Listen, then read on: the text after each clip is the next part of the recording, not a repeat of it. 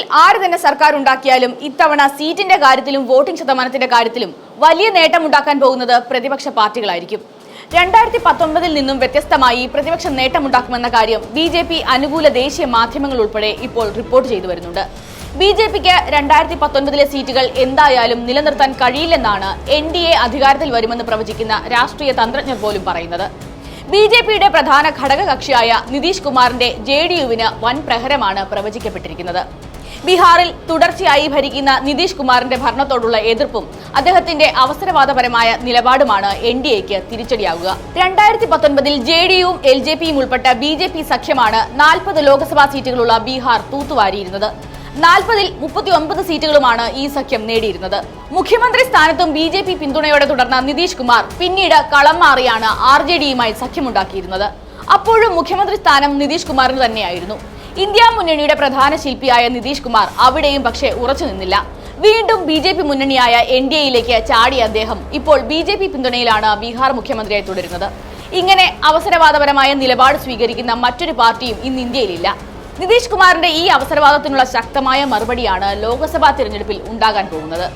വൻ മുന്നേറ്റമാണ് RJD സഖ്യം ഇപ്പോൾ ബീഹാറിൽ നടത്തിക്കൊണ്ടിരിക്കുന്നത്. ഇടതുപക്ഷവും കോൺഗ്രസും ഈ സഖ്യത്തിന്റെ ഭാഗമാണ്. കേരളവും പശ്ചിമ ബംഗാളും കഴിഞ്ഞാൽ ഏറ്റവും അധികം സീറ്റുകളിൽ ഇടതു പാർട്ടികൾ മത്സരിക്കുന്നതും ബീഹാറിലാണ്. ബീഹാർ നിയമസഭാ തിരഞ്ഞെടുപ്പിലും വൻ മുന്നേറ്റമാണ് ഇടതുപക്ഷം നടത്തിയിരുന്നത്. നിതീഷിന്റെ ചതിക്ക് പകരം വീട്ടാനുള്ള അവസരമായാണ് ബീഹാർ തിരഞ്ഞെടുപ്പിനെ പ്രതിപക്ഷ പാർട്ടികൾ ഉപയോഗപ്പെടുത്തുന്നത്. NDAക്ക് വലിയ നഷ്ടം സംഭവിക്കാൻ പോകുന്ന മറ്റൊരു സംസ്ഥാനം 48 ലോക്സഭാ സീറ്റുകളുള്ള മഹാരാഷ്ട്രയാണ്. 2019 ശിവസേന BJP സഖ്യം നേടിയത് 43 സീറ്റുകളാണ്. എന്നാൽ ശിവസേനയിലെ പിളർപ്പോടെ ഇവിടെ സ്ഥിതി മാറിയിട്ടുണ്ട്. ഇന്ത്യ മുന്നണിക്ക് നേതൃത്വം കൊടുക്കുന്ന ശിവസേന ഉദ്ധവ് താക്കറെ വിഭാഗത്തിനാണ് ഇവിടെ ജനകീയ കരുത്തുള്ളത്. മഹാരാഷ്ട്രയിലെ തിരഞ്ഞെടുപ്പ് റാലികൾ നൽകുന്ന സൂചനയും അതുതന്നെയാണ്. ശിവസേനയെ പിളർത്തി അവരുടെ ബഹുഭൂരിപക്ഷം MPമാരെയും MLAമാരെയും NDAയിൽ എത്തിക്കാനും മഹാരാഷ്ട്ര ഭരണം പിടിക്കാനും BJPക്ക് കഴിഞ്ഞെങ്കിലും ഗ്രൗണ്ട് റിയാലിറ്റി മറ്റൊന്നാണ്. മറാത്ത മണ്ണ് ഇത്തവണ മാറി ചിന്തിച്ചാൽ BJPയുടെ സകല കണക്കുകൂട്ടലുകളുമാണ് തെറ്റിപ്പോകുക. അതിനുള്ള സാഹചര്യമാണ് ഇപ്പോൾ സംജാതമായിരിക്കുന്നത്. ശിവസേന ഉദ്ധവ് വിഭാഗം നേതൃത്വം നൽകുന്ന ഇന്ത്യ മുന്നണിയിൽ NCPയും കോൺഗ്രസും ഉൾപ്പെടെയുണ്ട്. BJPയുടെ പരാജയം ഉറപ്പാക്കാൻ ഇടതുപക്ഷ സംഘടനകളും മഹാരാഷ്ട്രയിൽ സജീവമാണ്. ബീഹാറിലെ പോലെ തന്നെ ചതിയുടെ രാഷ്ട്രീയത്തിന് എതിരായ വിധിയെഴുത്താണ് ഇന്ത്യ സഖ്യം മഹാരാഷ്ട്രയിലും പ്രതീക്ഷിക്കുന്നത്. BJPയുടെ മൂന്നാമത്തെ ഘടക കക്ഷി JDS ആണ്.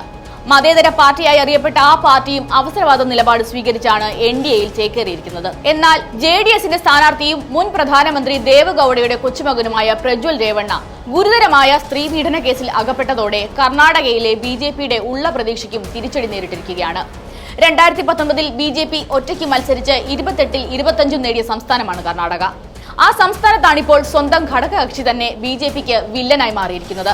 2019 ഒറ്റ സീറ്റിൽ ഒതുങ്ങിയ കോൺഗ്രസ് ഇത്തവണ കർണാടകയിൽ നേട്ടമുണ്ടാക്കാൻ തന്നെയാണ് സാധ്യത. ബീഹാറും മഹാരാഷ്ട്രയും കർണാടകയും BJPയുടെ തന്ത്രങ്ങൾക്ക് പറ്റിയ വലിയ പിഴവ് തന്നെയാണ്. വരുന്ന ലോക്സഭാ തിരഞ്ഞെടുപ്പ് ഫലം അത് സാക്ഷ്യപ്പെടുത്തുമെന്ന കാര്യവും ഉറപ്പാണ്. 80 സീറ്റുകളുള്ള UPയാണ് രാജ്യത്തെ BJPയുടെ ഏറ്റവും വലിയ ശക്തി കേന്ദ്രം. 2014-ലും 2019-ലും ഇവിടെ നേടിയ വൻ വിജയം ഇത്തവണ BJPക്ക് ആവർത്തിക്കാൻ കഴിഞ്ഞില്ലെങ്കിൽ നരേന്ദ്രമോദിയുടെ മൂന്നാം ഊഴമെന്ന സ്വപ്നം അതോടെ അവസാനിക്കും. 2019-ൽ BJP ഒറ്റയ്ക്ക് 62 സീറ്റുകളും ഘടകകക്ഷിയായ അപ്നാദൾ 2 സീറ്റുകളുമാണ് UPയിൽ നേടിയിരുന്നത്. ബാക്കി സീറ്റുകളിൽ 10 എണ്ണം BSPയും 5 സീറ്റുകൾ സമാജ്വാദി പാർട്ടിയും 1 സീറ്റിൽ കോൺഗ്രസുമാണ് വിജയിച്ചിരുന്നത്. എന്നാൽ ഇത്തവണ അഖിലേഷ് യാദവിന്റെ സമാജ്വാദി പാർട്ടി വൻ മുന്നേറ്റമാണ് UPയിൽ നടത്തിക്കൊണ്ടിരിക്കുന്നത്. അഖിലേഷ് യാദവ് പങ്കെടുത്ത പ്രയാഗ്രാജ്, അസംഗഡ് പ്രചരണ റാലികളിൽ ജനസമുദ്രമാണ് അലയടിച്ചിരിക്കുന്നത്. പ്രയാഗ്രാജിൽ ആവേശഭരിതരായ ആൾക്കൂട്ടം വേദിയും കൈയടക്കുമെന്ന് കണ്ടപ്പോൾ റാലിയിൽ പങ്കെടുത്ത അഖിലേഷിനും രാഹുൽ ഗാന്ധിക്കും പ്രസംഗം ചുരുക്കി മടങ്ങേണ്ടി വന്നു. തിരഞ്ഞെടുപ്പ് കാലത്ത് UP കണ്ട ഏറ്റവും വലിയ റാലിയായിരുന്നു പ്രയാഗ്രാജിൽ ഇന്ത്യ കൂട്ടായ്മ സംഘടിപ്പിച്ചിരുന്നത്. റാലിക്ക് ആളുകളെ എത്തിക്കാൻ ആവശ്യത്തിന് വാഹനങ്ങൾ ഏർപ്പെടുത്താൻ പോലും സാധിച്ചിരുന്നില്ല. എന്നാൽ സ്വന്തം നിലയ്ക്ക് വാഹനങ്ങൾ വാടകയ്ക്കെടുത്താണ് ആളുകൾ റാലിക്ക് എത്തിയിരുന്നത്. ഇത് മാറുന്ന UPയുടെ മുഖമാണെങ്കിൽ ഇന്ത്യൻ രാഷ്ട്രീയം തന്നെ മാറിമറിയും. UPയിൽ മോദിയും ആദിത്യനാഥും നിരവധി റാലികൾ സംഘടിപ്പിച്ചെങ്കിലും പ്രയാഗ്രാജ് റാലിയിലെ പകുതി പങ്കാളിത്തം പോലും അവിടെ ഉണ്ടായിരുന്നില്ല. പ്രയാഗ്രാജിൽ അമിത്ഷായുടെ റാലിയിൽ ആളുകൾ കുറഞ്ഞതും ഇതിനകം തന്നെ വലിയ ചർച്ചയായിട്ടുണ്ട്. BJPക്കും കേന്ദ്ര സർക്കാരിനുമെതിരെ പടിഞ്ഞാറൻ ഉത്തർപ്രദേശിലുള്ള ജനരോഷം കിഴക്കൻ UPയിലേക്ക് കൂടി വ്യാപിച്ചതിന്റെ തെളിവാണ് സമാജ്വാദി പാർട്ടിയുടെ റാലികളിലെ ജനപങ്കാളിത്തമെന്നാണ് വിലയിരുത്തപ്പെടുന്നത്. കഴിഞ്ഞ ദിവസം അസംഗഡിലെ ലാൽഗഞ്ചിലെ അഖിലേഷിന്റെ റാലിയിലും വൻ ജനപങ്കാളിത്തം ഉണ്ടായിട്ടുണ്ട്. BSP നേതൃത്വം BJPയുടെ B ടീമാണെന്ന പ്രചരണവും സമൂഹ മാധ്യമങ്ങളിൽ വ്യാപകമാണ്. യഥാർത്ഥ പ്രതിപക്ഷ ചേരി ഇന്ത്യ സഖ്യമാണെന്ന് ചൂണ്ടിക്കാട്ടിയാണ് അഖിലേഷ് യാദവ് UP-യിൽ പ്രചരണം നടത്തുന്നത്. സമാജ്വാദി പാർട്ടിയുടെ പിന്തുണ ഉള്ളതിനാൽ റായ്ബറേലിയിൽ രാഹുൽ ഗാന്ധിയും വിജയം ഉറപ്പിച്ചിട്ടുണ്ട്. 42 ലോക്സഭാ അംഗങ്ങളുള്ള പശ്ചിമ ബംഗാളിൽ ഇടതുപക്ഷത്തിന്റെ ശക്തമായ തിരിച്ചുവരവ് പ്രവചനങ്ങൾ അസാധ്യമാക്കുന്നതാണ്. കഴിഞ്ഞ തവണ നേടിയ 18 സീറ്റുകൾ നിലനിർത്തുക എന്നത് BJPയെ സംബന്ധിച്ച് വലിയ പ്രയാസമുള്ള കാര്യമാണ്. തൃണമൂൽ കോൺഗ്രസും ഇടതുപക്ഷ സഖ്യവും നേരിട്ട് ഏറ്റുമുട്ടുന്ന അവസ്ഥയിലേക്ക് ബംഗാളിലെ മിക്ക മണ്ഡലങ്ങളും ഇപ്പോൾ മാറിയിട്ടുണ്ട്. തിരഞ്ഞെടുപ്പിന്റെ അജണ്ട നിശ്ചയിക്കുന്ന കാര്യത്തിലും വലിയ പിഴവാണ് BJPക്ക് ഇപ്പോൾ സംഭവിച്ചിരിക്കുന്നത്. ഇതിൽ പ്രധാനം ഡൽഹി മുഖ്യമന്ത്രി അരവിന്ദ് കെജ്രിവാളിനെ അറസ്റ്റ് ചെയ്ത് ജയിലിൽ അടച്ച സംഭവമാണ്. ഇന്ത്യ സഖ്യത്തിലെ കക്ഷികൾ ജീവൻ മരണ പോരാട്ടമായി യഥാർത്ഥത്തിൽ ഈ തിരഞ്ഞെടുപ്പിനെ കണ്ടത് ആ നിമിഷത്തിലാണ്. ഇന്ന് കേജ്രിവാളെങ്കിൽ നാളെ തങ്ങളാണെന്ന ബോധം ഓരോ പ്രതിപക്ഷ നേതാക്കൾക്കും ഉണ്ടായിട്ടുണ്ട്. അത് പുതിയ ഊർജ്ജമായി മാറുന്ന കാഴ്ചയാണ് നാം ഇപ്പോൾ കണ്ടുകൊണ്ടിരിക്കുന്നത്. BJP സെറ്റ് ചെയ്ത സകല രാഷ്ട്രീയ അജണ്ടകളും പൊളിക്കാൻ ആ ഒരൊറ്റ അറസ്റ്റിന് സാധിച്ചിട്ടുണ്ട്. ദേശീയ തലത്തിൽ മാത്രമല്ല അന്താരാഷ്ട്ര തലത്തിലും വലിയ ചർച്ചകൾക്കാണ് കേജ്രിവാളിന്റെ അറസ്റ്റ് വഴിവെച്ചിരിക്കുന്നത്. ഇത് പുതിയ പ്രചരണ ആയുധമാക്കിയാണ് പ്രതിപക്ഷം ഇപ്പോൾ നിറഞ്ഞാടുന്നത്. ഇടക്കാല ജാമ്യത്തിലിറങ്ങിയ കേജ്രിവാൾ കൂടുതൽ അക്രമകാരിയായി മാറിയതോടെ അവസാന ലാപ്പിൽ BJP ഇപ്പോൾ ശരിക്കും പ്രതിരോധത്തിലായിട്ടുണ്ട്. പ്രതിപക്ഷത്തിനെതിരായ നീക്കങ്ങൾ പാളുമെന്ന് കണ്ടപ്പോൾ താൻ അവതാര പുരുഷനാണെന്ന് വരെ പറയേണ്ട ഗതികേടും പ്രധാനമന്ത്രി നരേന്ദ്രമോദിക്കുണ്ടായിട്ടുണ്ട്. രാജ്യത്തെ സംബന്ധിച്ച് ഇതൊരു പുതിയ കാഴ്ച തന്നെയാണ്. സാമുദായിക ധ്രുവീകരണം ഉണ്ടാക്കാൻ അണിയറയിൽ വലിയ ശ്രമങ്ങൾ നടക്കുന്നുണ്ടെങ്കിലും അതെല്ലാം പഴയ പോലെ വോട്ടായി മാറുമോ എന്നതും കണ്ടു തന്നെ അറിയേണ്ട കാര്യമാണ്. കേജ്രിവാളിന്റെ ആം ആദ്മി പാർട്ടി ഏറ്റവും കൂടുതൽ സീറ്റുകൾ നേടാൻ പോകുന്ന തിരഞ്ഞെടുപ്പ് കൂടിയാണിത്. ഡൽഹി, പഞ്ചാബ്, ഹരിയാന തുടങ്ങിയ സംസ്ഥാനങ്ങളിൽ ആം ആദ്മി പാർട്ടി വലിയ നേട്ടമുണ്ടാക്കാൻ തന്നെയാണ് സാധ്യത.